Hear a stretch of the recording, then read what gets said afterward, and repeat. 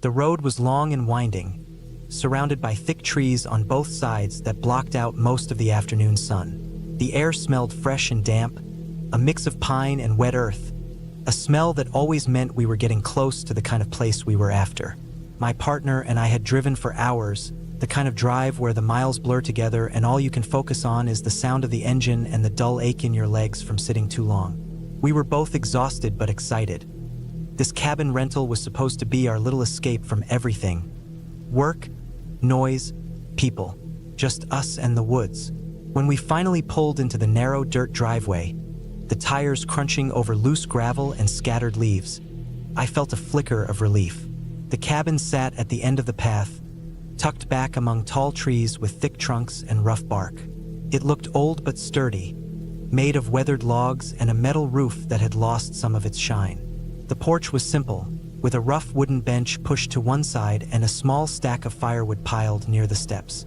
I noticed right away that there was no sign of anyone around, which was exactly what we wanted. But something caught my eye that made me pause. Sitting neatly side by side on the porch just next to the door was a pair of muddy boots. They were tall, heavy-duty work boots, caked with dirt and mud that looked fresh, like someone had been walking in wet soil not long ago. I stepped closer, curious. They weren't my style, but I knew my partner would recognize them. They were similar to the kind of boots our neighbor used back home for his farm. I looked around quickly, expecting to see someone nearby. Maybe the person who owned the boots was still around, or maybe the previous guests had left them behind. But the driveway was empty. No car, no signs of recent activity besides the boots. I called out softly, "Hello?" But there was no answer. The woods swallowed my voice, leaving only the quiet rustling of leaves and the distant call of a bird. My partner joined me on the porch, and after a brief glance at the boots, he shrugged. "Probably the last renters left them," he said. "They forgot to take them or something." I wanted to believe him. It made sense after all. We weren't the first to rent this cabin, and if someone had been hiking or working nearby, muddy boots wouldn't be unusual. Still, a small part of me felt uneasy. It was the kind of feeling that settles deep in your chest when something doesn't quite add up, but you try to ignore it. We went inside and started unpacking. The cabin smelled like wood smoke and something faintly sour, maybe old fabric or dampness. The windows were small and thick with dust, but the place was clean. The furniture was basic: a worn couch, a wooden table with a few mismatched chairs, and a small kitchen with a rusty stove. There was a bedroom with a single bed and a closet with creaky doors. It wasn't fancy, but it was cozy enough. As night fell, the temperature dropped sharply. We lit a small fire in the stove and sat close to it, trying to shake off the chill. The woods outside grew darker, the trees casting long shadows in the firelight that flickered through the cabin windows. We ate some cold sandwiches and drank water from the bottle we'd brought. Then the sounds started. At first, it was faint, soft footsteps, like someone walking slowly on dry leaves or twigs just outside. I froze when I heard it, looking toward the window. My partner heard it too and paused mid-bite. The footsteps stopped, and the woods were silent again, except for the crackling fire. We tried to ignore it, telling ourselves it was probably an animal or the wind moving branches around. But every now and then, the footsteps came back, slower this time, almost like someone was pacing the porch or walking near the cabin in circles. I checked the door locks. Everything was tight and secure. The windows were shut, and there was no way in without making noise. I wanted to say something, but my voice caught in my throat. I felt a mix of nervousness and anger. Angry that someone could be so careless as to walk around outside a rented cabin late at night, possibly disturbing us or maybe worse, watching. But when I looked out again, there was nothing. No shadow, no shape, just the dark outline of trees swaying in the night breeze. We went to bed with the curtains drawn tight and the door locked. I lay awake, listening to the silence and the faint creaks of the old cabin settling. The footsteps didn't come back that night, but the memory of them kept me tense. My partner finally fell asleep, but I stared at the ceiling, wondering who those boots belonged to and why someone would be outside in the dark when the place was supposed to be empty. The next morning, the sun broke through the trees, casting golden light over everything. I got up first and stepped onto the porch to get some fresh air. The boots were gone. Just like that. I looked around carefully, half expecting to see someone hiding behind a tree or a bush, but there was no one. The dirt on the porch was dry now, and there were no fresh tracks or signs that anyone had been there recently. I told my partner, and he seemed just as puzzled. We had both been certain the boots were there the night before. We searched around the cabin, but there was no sign of footprints or anything else out of place. It was like the boots had vanished into thin air. Later that day, I called the cabin owner. I wanted to check if anyone else was supposed to be staying there or if the boots might have been left by the maintenance people. The owner sounded surprised. She said no one had been there for weeks, not since the last renters left, and the cleaning crew only came once a month. She assured me no one else had been around recently. That answer didn't settle the growing knot in my stomach. If no one else had been there, then who had those boots belonged to? And why had they disappeared so suddenly? We decided to stay the rest of our trip, but I kept my phone close and checked every noise outside. The feeling of being watched didn't go away. The woods seemed different, somehow quieter but heavier. At night, the shadows felt deeper, and the breeze seemed to carry a faint echo of footsteps that never led anywhere. By the time we left, I was relieved to be back in the car, driving away from the cabin and its mysteries. I never saw the boots again, and I never found out who had left them on the porch that first night. But the memory of those muddy boots, sitting there alone in the quiet woods, has stayed with me. It's the kind of thing you try to explain away, but sometimes no explanation feels quite right. Sometimes things just don't make sense, and maybe in the middle of nowhere, that's the scariest feeling of all.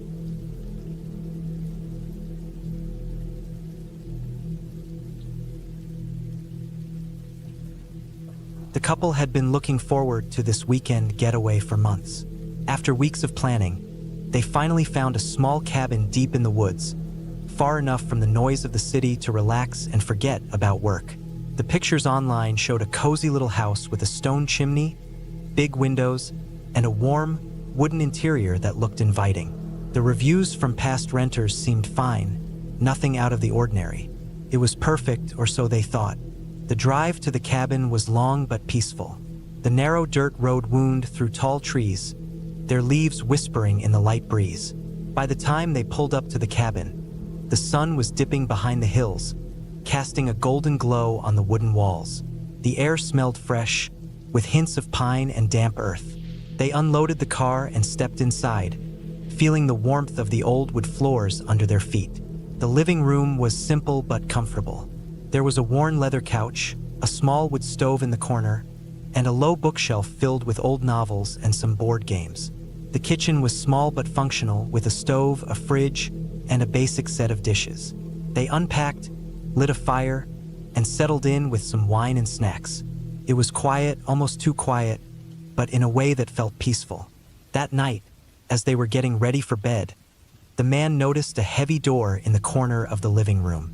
It was old, made of thick, dark wood with rusty metal hinges, the kind of door you might find in a cellar or a basement of an old house. It was locked tight, and there was no key anywhere nearby. The woman hadn't noticed it before.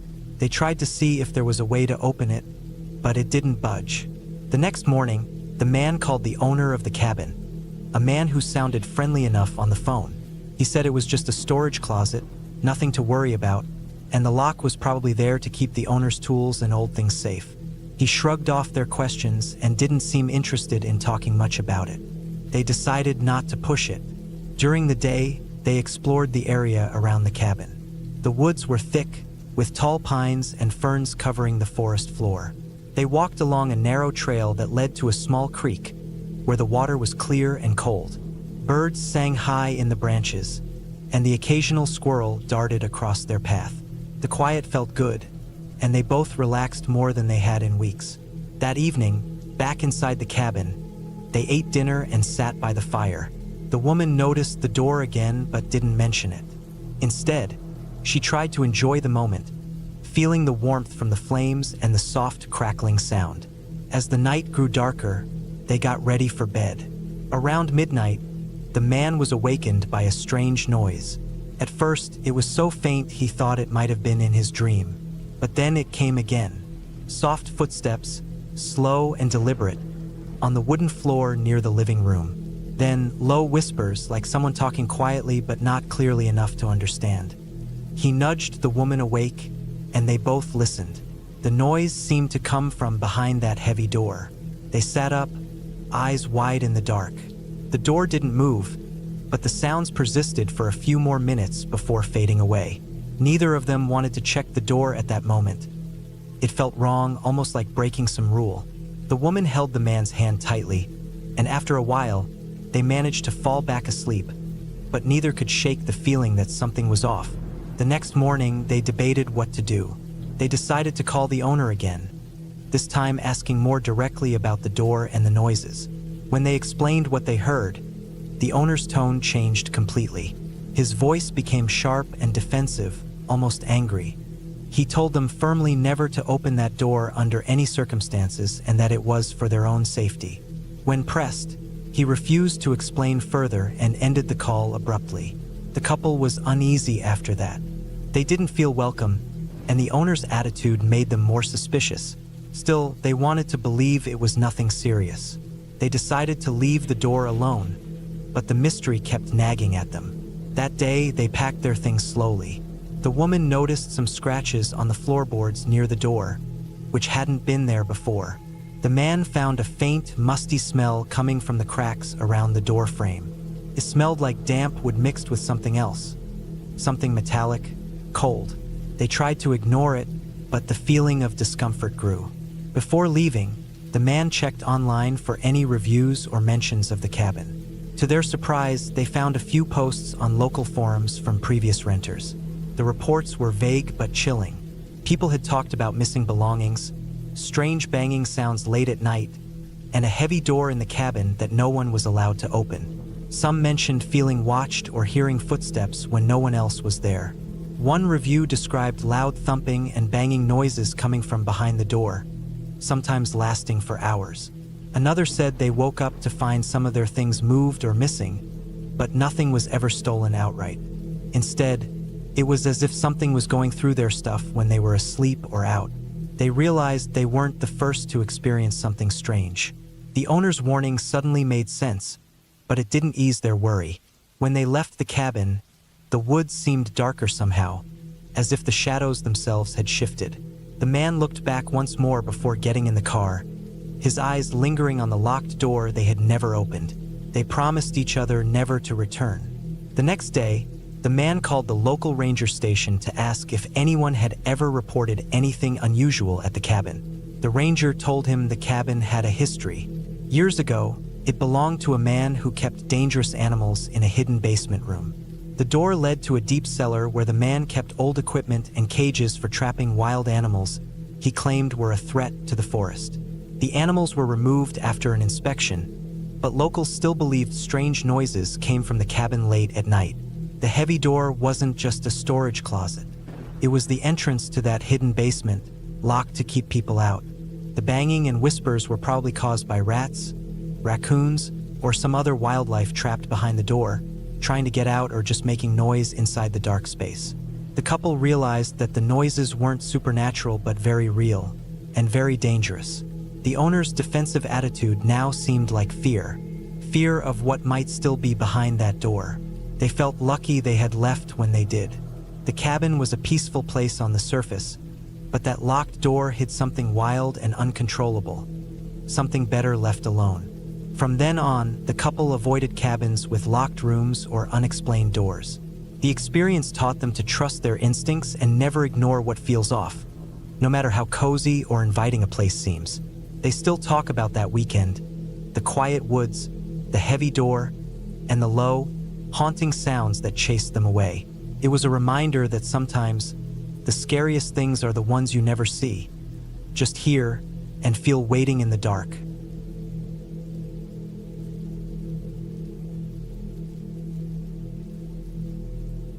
It was early October when a group of us decided to rent an old log cabin tucked away in the woods for the weekend.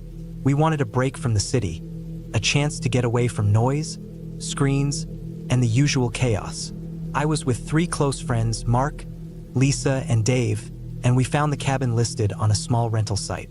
It was advertised as rustic and remote, somewhere you could truly disconnect. The photos showed a squat wooden building with thick logs darkened by age, a stone chimney, and a porch cluttered with weathered rocking chairs. The setting was perfect. Deep woods surrounded by towering pines, the kind of place where the nearest neighbor was miles away. We arrived just as the sun was setting, the sky a dull orange fading into purple. The road in was a dirt track, rutted and narrow, the tires crunching over fallen leaves and loose gravel. Pulling up to the cabin, the place looked even older and more worn than the pictures suggested. The logs were cracked and gray, with moss creeping between some of them. The porch had a sag to it, and the wooden steps creaked under our feet. Inside, the cabin smelled like dust, with smoke, and something faintly sour, like old damp clothes left too long in a closet. The floorboards were uneven, with some spots that moaned under weight. There was a small fireplace with a rusty grate, a couple of folding chairs, a wooden table scratched up and stained from years of use. The windows were grimy and streaked, filtering the outside light in dull patches. Despite the cabin's state, it had a charm to it. We laughed and joked as we unpacked, lighting a fire in the hearth to warm the place. The air inside was cool but dry. Outside, the trees were already thickening with shadows, their branches scratching softly against the roof with the night wind. The first night was mostly quiet. We sat around the fire, drinking beer and talking about work, relationships, and the usual stuff. When we finally turned in, the house settled with its usual creaks and groans. At one point, I thought I heard faint voices coming through the walls, like low talking, but I shrugged it off as the wind or maybe the pipes. The others hadn't noticed, or at least didn't say anything. The next day we spent hiking the trails nearby, walking among the trees, enjoying the crisp air. The woods felt alive in a different way, quieter, thicker, somehow heavier than any forest I'd been in before. We kept the cabin door locked when we left and made sure the fire was out before heading out. Back at the cabin, the sun filtering through the grimy windows made the dust particles hang in the air like tiny ghosts. The place had this old, almost forgotten feel to it, like it was holding on to memories no one talked about. That night, as we settled into bed, the voices returned. This time, they were clearer, like 2 people arguing quietly. I could hear raised tones, but no words I could understand, just the anger and frustration in their voices. I nudged Lisa, but she was already half asleep and told me it was nothing, just the house settling or animals in the walls. Dave said the same. Mark made a joke about ghosts and we all laughed it off, but the feeling in the air had shifted. The voices felt too close to ignore. When morning came, I was the first awake. The cabin was cold, colder than the night before. The fire had long died out, and the wooden floor was stiff under my bare feet. The air smelled faintly sour again, and I could still hear the faintest echo of voices behind the walls. I told myself it was just the wood expanding and contracting with the temperature, but the sound was too specific, too human. That day, we explored more of the surrounding woods, and I kept thinking about those voices. We talked about it briefly, but none of us wanted to admit how strange it really felt. It was easier to joke about it, to act like the noises were just in our heads. Back at the cabin, as the sun dipped lower, the temperature dropped rapidly. We made dinner over the small propane stove, the dull click of the burner the only sound besides the wind outside. Mark was the last to go to bed, and before turning off the lights, he pressed his ear against one of the logs near the fireplace. "Guys," he whispered, "I think I just heard my name." We all froze. It was impossible. No one outside the 4 of us knew we were here, and yet Mark swore he heard a soft whisper right through the wood. His own name, clear and slow. We didn't say much after that. The cabin felt like it was closing in on us, the walls seeming thicker and heavier, as if they were alive with secrets we couldn't understand. None of us slept well. Every little noise felt amplified, the wind scratching at the windows, the creak of the porch boards, the soft murmur behind the logs. The next morning, we packed up quickly. None of us wanted to admit it, but the cabin had an oppressive weight to it now. On our way out, We stopped by the small visitor center at the edge of the property to ask about the history of the cabin. The woman who owned the cabin was a middle-aged local with weathered skin and sharp eyes. She told us the cabin was built over the remains of an old homestead, settled back in the early 1900s. A family had lived there, mother, father, and 2 children. One day, decades ago, they vanished without a trace. No signs of a struggle, no clues left behind, just gone. Since then, the land had passed through different owners, and the cabin was eventually built on the site. Over the years, people had reported strange noises, whispers, arguments, footsteps, but no one stayed long enough to find out why. Hearing that, everything we experienced suddenly made sense in a way. The voices, the whispers, the feelings of being watched, all tied to something buried deep in the old walls and the ground beneath them. The woman said she didn't believe in ghosts or spirits. She thought the sounds were probably caused by the cabin's old construction, the wood shifting and settling in the cold nights, or animals living in the walls and under the floorboards. But the story stuck with me as we drove away. That night, I lay awake thinking about those people who disappeared, trapped somehow in the silence of those woods. The cabin had been built on their home, and maybe the voices we heard weren't ghosts but echoes. Memories buried in the wood and stone, playing out over and over in the dark. Even now, months later, I can't shake the feeling that the cabin holds onto its past, that the walls still remember the family who lived and vanished there, and that those faint arguments we heard were the last moments of a life long gone but never forgotten.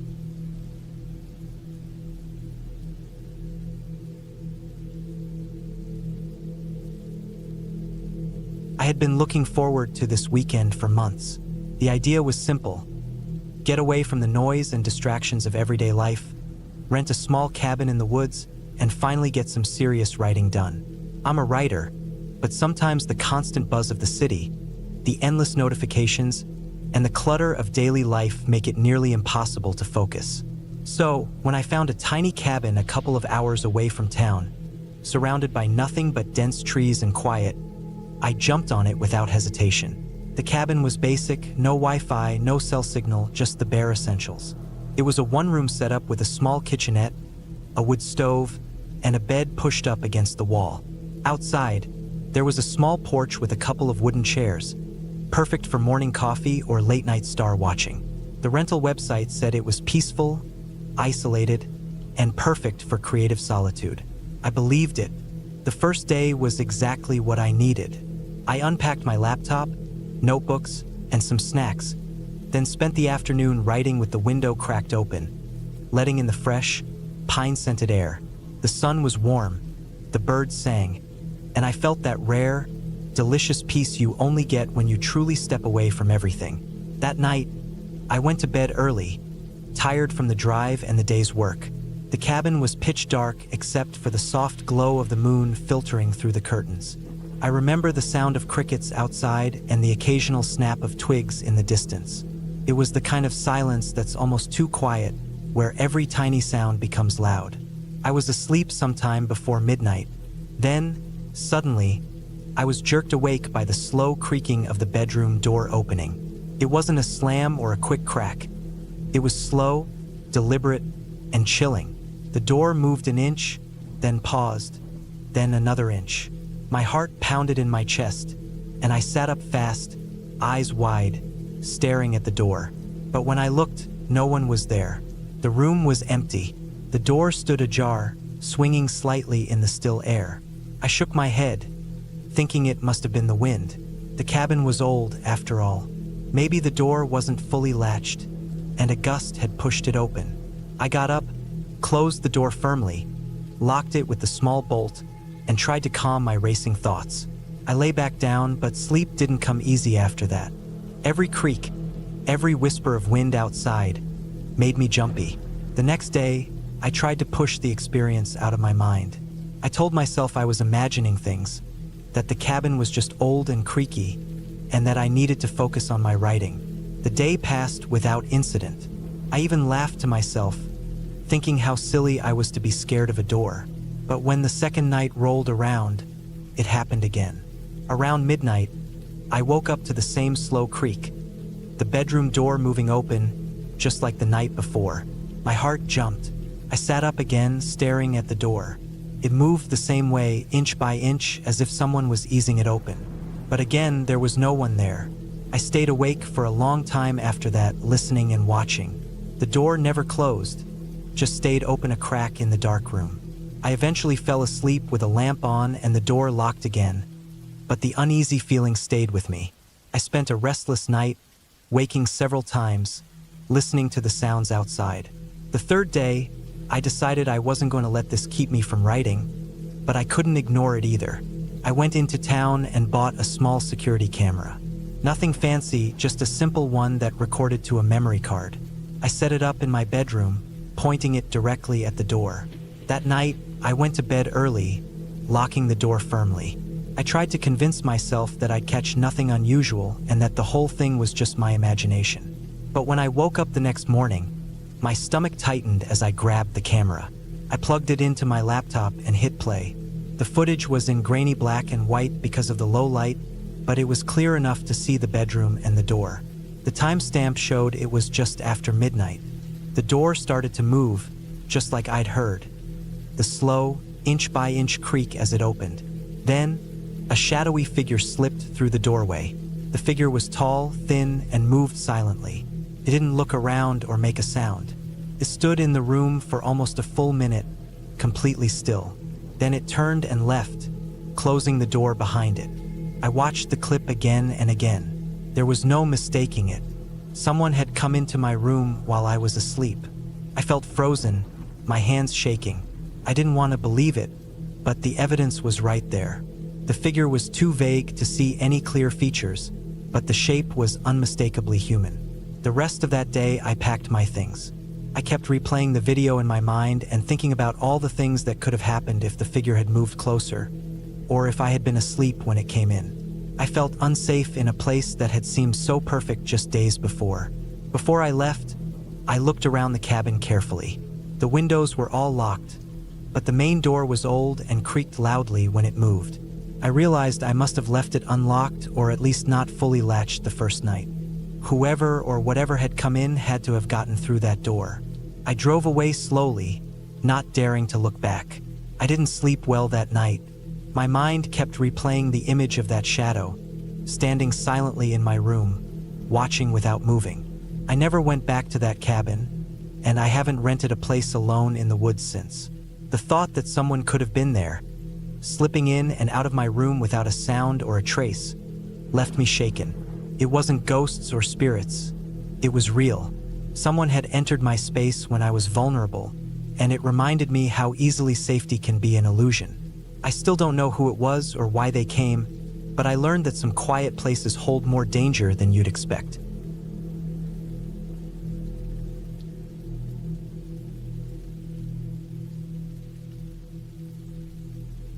I rented the cabin for a week, thinking it would be the perfect escape from city noise and the constant buzz of everyday life. The place was tucked away near a small lake, far enough from the main road that it took a good 30 minutes driving on gravel and dirt just to get there. The air was crisp, the kind that smelled of pine and fresh earth, and the whole area seemed quiet and untouched. The cabin itself was modest, one room with a small kitchen, a wood stove, and a couple of beds. Nothing fancy, but it looked cozy in the photos online. The first day was peaceful. I unpacked my bag, stacked some firewood outside, and walked down to the lake. The water was still, reflecting the sky and the thick trees lining the shore.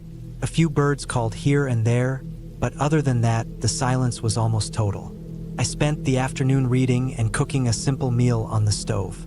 I had no cell service out there, which was exactly why I wanted to come. No calls, no messages, no distractions. As night fell, I sat by the window with a cup of tea, watching the last light fade from the sky.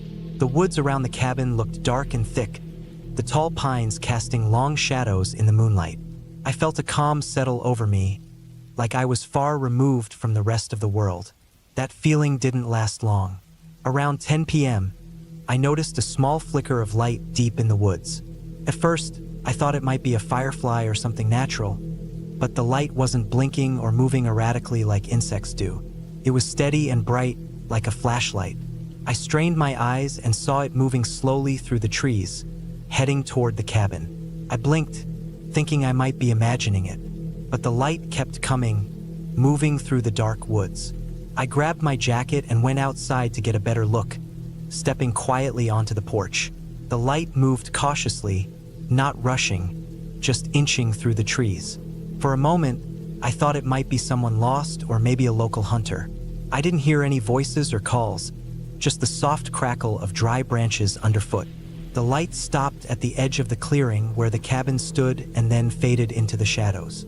I stayed out there a while longer, watching. After a few minutes, the woods went completely dark again. I went back inside and locked the doors. I felt a little uneasy, but I told myself it was nothing, just someone passing by, or maybe a hunter checking the area. The next day was uneventful. I went for a long hike around the lake, collecting some wildflowers and taking pictures of the old trees. I even saw a deer drinking from the water at dawn. During the afternoon, I saw no one and heard no sounds except the wind through the leaves. But as soon as the sun went down, the strange lights appeared again. Each night, around the same time, I could see the faint glow of a flashlight moving through the trees. Sometimes it came closer to the cabin, other times it stayed far back near the water. One night, I sat on the porch for a long time, waiting to see what would happen. The light came slowly through the trees, steady and quiet. I could make out a figure this time, an old man standing just beyond the tree line. He didn't move or speak, just stood there, watching the cabin without blinking. His clothes looked worn, like something an old farmer or woodsman would wear. A faded jacket, a hat pulled low over his forehead. His face was hard to see in the dim light, but I could tell he wasn't smiling. The way he looked at the cabin was intense, almost like he was guarding it or waiting for something. I didn't say anything. I didn't move. I just watched him watch me. After what felt like an hour, he turned and disappeared into the woods without a sound. That night, I barely slept. The image of the old man's silent, steady gaze stuck in my mind. I kept thinking about who he was and why he was watching the cabin every night. My first instinct was to leave, but I reminded myself I had already paid for the week, and I didn't want to run from something that might be harmless. Over the next few days, the pattern continued. Every night, around 10 p.m., the light appeared, and the old man stood beyond the trees, always watching. I tried to catch a better look during the day, but never saw him. The area around the cabin was empty. No footprints, no signs of anyone living nearby.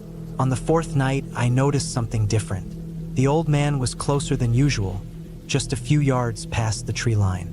I could hear the soft rustle of leaves and the distant call of an owl, but he made no sound. His posture was stiff, like he was waiting for something to happen. I kept my distance and stayed inside, watching him through the window. He didn't move for over an hour, then slowly turned and vanished into the dark woods again. After that night, I started searching online for information about the cabin and the area. I found a few old reviews from previous renters, some mentioning the strange man. They called him a hermit who lived nearby, someone who didn't speak or approach visitors but just watched silently for days. No one seemed to know much more about him, just that he was always there, a quiet presence in the woods. Some people said he was harmless, just a loner who wanted to keep an eye on his land. Others felt uneasy, like he was more than just a man wandering the forest. I wondered if the cabin was on his property or close to it. Maybe he thought I was a threat, or maybe he was just curious. On my last night, I sat outside by the fire pit, the flames flickering and throwing shadows on the trees. The old man appeared again, his figure barely visible in the moonlight. This time, I didn't look away or hide. He stood there silently, watching the fire and me. I didn't feel fear anymore, just a strange sense of respect for his quiet presence. I thought about how lonely he must be, living out here with no one but the forest. When the fire died down, I went inside, packed my things quietly, and left before dawn. Driving away from the cabin, I glanced back at the tree line, half expecting to see the old man still standing there, watching. But he was gone. Later, after I returned home, I reached out to the rental company. They confirmed the stories I'd found online about the hermit. They said he was an old man who'd lived there for decades, never bothering anyone but always watching visitors. They advised me not to get too close or try to talk to him. He wasn't dangerous, just very private. Looking back, I realized how strange the whole experience was. How a simple cabin rental turned into a silent watch with someone who seemed to belong to the woods themselves. It wasn't a ghost story or a horror tale. It was just a man and his land, watching in quiet solitude. I don't think I'll rent that cabin again, but I'll never forget the nights when the woods came alive with that slow-moving light and the old man who stood just beyond the trees, silently watching.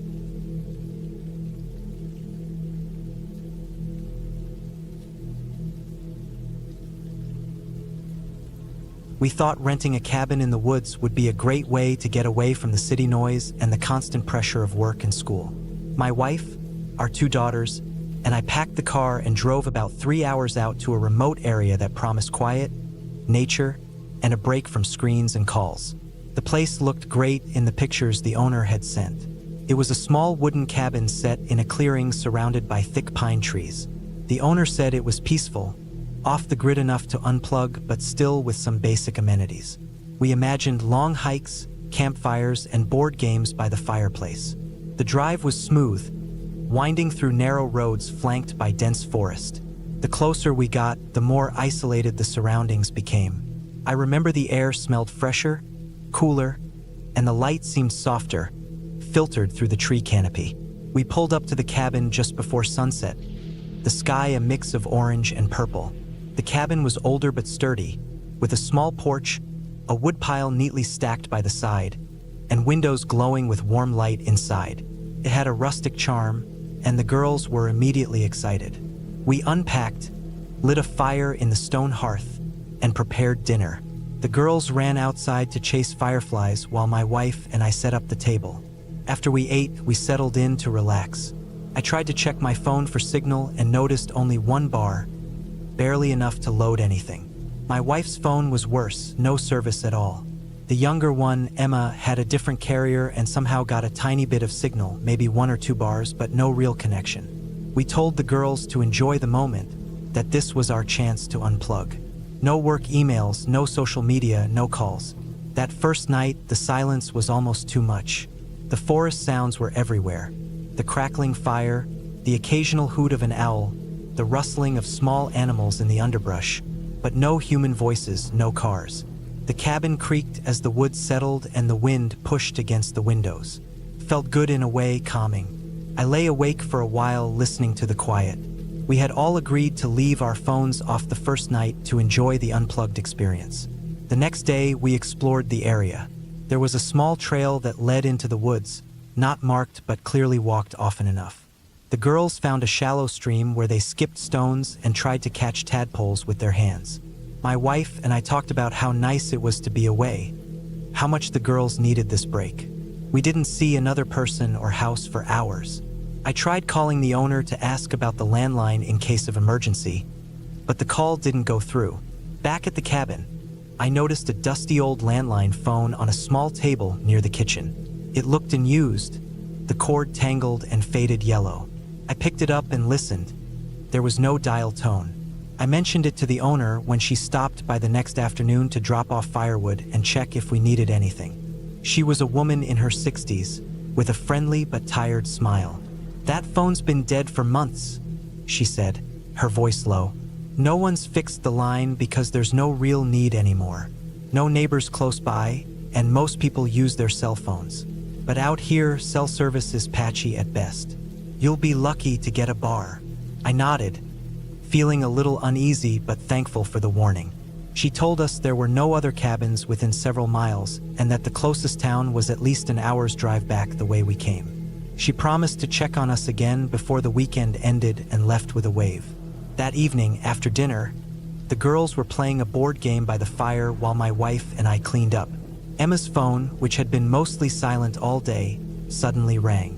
It was a strange sound, a harsh, ragged breathing, coming through the speaker. There was no caller ID, just a blank screen. Emma jumped, dropping the phone on the floor with a surprised yelp. The room went quiet. I picked up the phone and stared at the screen, feeling the hairs on the back of my neck stand up. I answered it, half expecting silence or a prank, but there was only silence. No voice, no background noise, just a heavy, oppressive quiet. I tried to hold the phone steady, listening. Then the breathing started again. Rough, ragged, close. I told Emma to bring me the cabin phone. I wanted to see if maybe the landline could give us any clue or connection. She fetched the old phone and I tried dialing my own cell. Nothing. No tone, no connection. I listened carefully and realized there was no dial tone either. It was as dead as the day the owner had said. I tested the line a few more times just to be sure, but it was useless. The girls were now nervous, sitting closer to my wife. I reassured them as best I could that it was probably just some glitch or a wrong number, maybe some prank from cell towers out of range. Still, I felt an odd cold sinking in my chest. Something about that breath on the phone had been wrong, too deliberate, too heavy to be random. That night, I double-checked the locks and peered out the windows. The forest was dark and still. I thought I saw a shadow move behind the trees, but when I blinked, it was gone. The girls slept fitfully, and I stayed awake a while longer, listening to every crack and snap. The next day passed slowly. We kept close to the cabin, making sure the girls didn't wander too far. The cell service remained spotty. I could barely send a text to work to say I might be out of contact for the next few days. When the owner returned to pick us up, I asked her again about the phone and the strange call. She looked at me for a long moment before admitting the phone line had been dead for months. She said she hadn't mentioned it earlier because no one usually tried to use it. Also, she warned us that no one else lived close by. No neighbors, no passing hikers, nothing. She looked serious then, her usual friendly smile gone. "You're really far out here. If you need help, you have to drive into town. There's no emergency service coming this way fast." I felt a knot tighten in my stomach. The silence around the cabin, the dead phone, the strange call. It all added up to one thing. Out here, we were on our own. No instant help, no quick rescue. We packed up the next morning with an extra sense of urgency. The girls were quiet, clinging a little more to my wife's side as we loaded the car. The woods seemed darker somehow, less inviting. The road back was long, and the cell signals slowly came back as we drove, the city noises creeping back in. I kept the phone call in my mind, the ragged breathing that came out of nowhere. Whatever it was a warning, a reminder that even in the quietest, most peaceful places, you're never truly out of reach of something you can't control. And sometimes, the scariest thing isn't what you see or hear, but the silence that follows.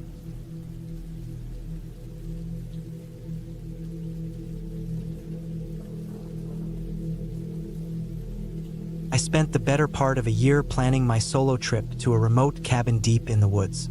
It wasn't some fancy vacation. I just wanted a break from the noise and chaos of the city.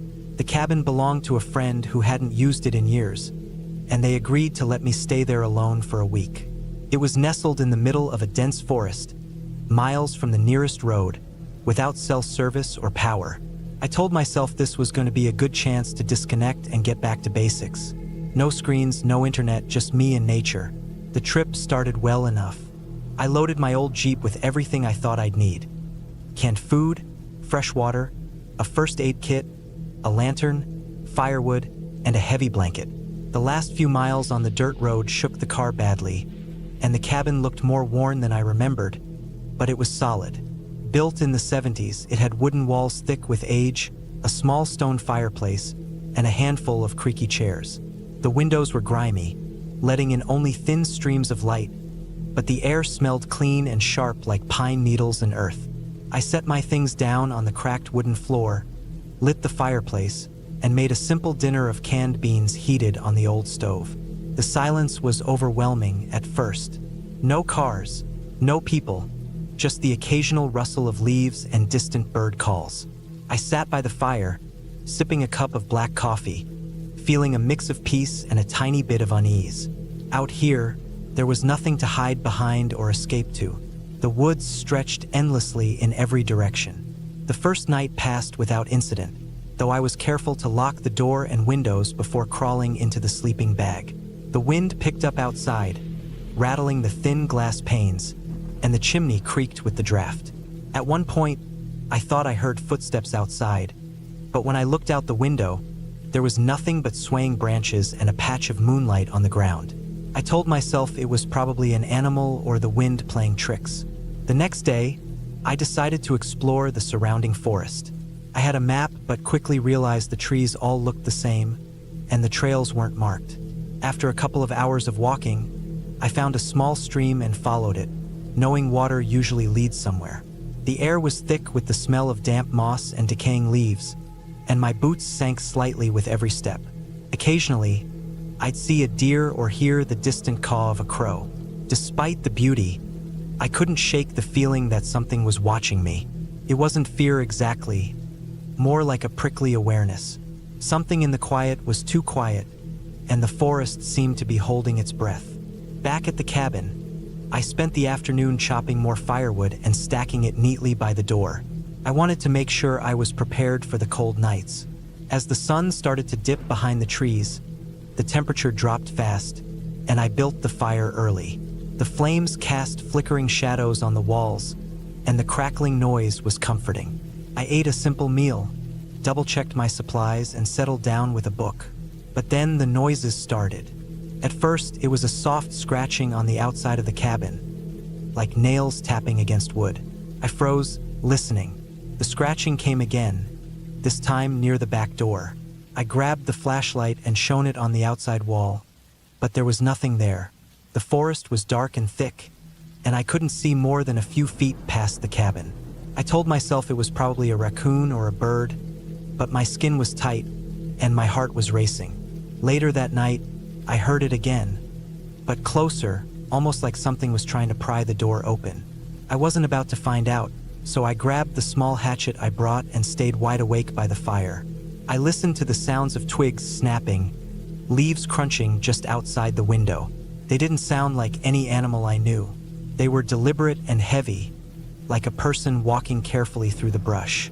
The next morning, I found fresh footprints in the dirt outside the cabin. They were large, like a man's, and there was only one set. The prints led into the woods and then disappeared near a fallen tree.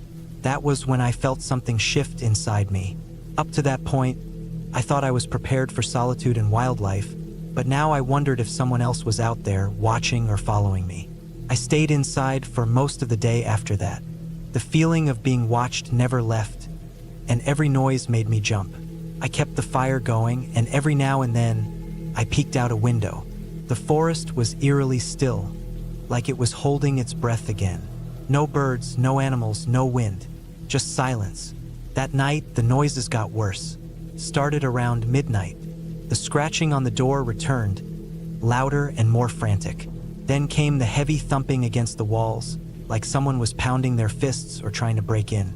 I grabbed my flashlight and hatchet again and moved to the window, shining the light into the darkness. What I saw made my blood run cold. A figure stood just beyond the tree line, barely visible in the moonlight. He wasn't moving, just watching the cabin. His clothes were dark and torn, and his face was hidden by shadows. I didn't recognize him, and I had no idea how long he had been there. I didn't dare open the door or shout. I just stood frozen, holding my breath. The man disappeared as suddenly as he had come. I didn't sleep the rest of the night. I sat by the fire, the hatchet in my hand, waiting for the first light of dawn. When morning finally came, I packed up what I could and prepared to leave. But then I realized the Jeep wouldn't start. The battery was dead. I had no cell phone signal to call for help. The dirt road back to the main highway was at least a mile through the dense forest, and I was alone, with no way to defend myself if that man returned. I decided I had to walk. I packed a small bag with food, water, the hatchet, and the lighter, then locked the cabin door as best as I could and started down the road. The forest was thick and dark, and I moved as fast as I could without making noise. Every rustle and snap of a twig made me glance over my shoulder, but the man didn't appear again. After what felt like hours, I finally reached the main road. I was exhausted and covered in sweat and dirt. I stuck out my thumb, hoping a car would come along. After nearly an hour, a pickup truck slowed and pulled over. The driver was a middle-aged man with tired eyes but a kind face. I told him my story quickly, and he agreed to drive me back to town. Later, when I reported the incident to the local sheriff, they told me the area was known for a handful of homeless people who sometimes camped in the woods, but they had never had complaints of violence or break-ins before. The sheriff promised to check on the cabin and keep an eye on the area. I never went back. Even now, months later, I still think about that man and what he wanted. The silence in the woods, the way the night held its breath, and the feeling that someone had been waiting for me the whole time. But I'm glad I left when I did, and I'm grateful to have gotten out alive. Some places aren't meant for us to be alone.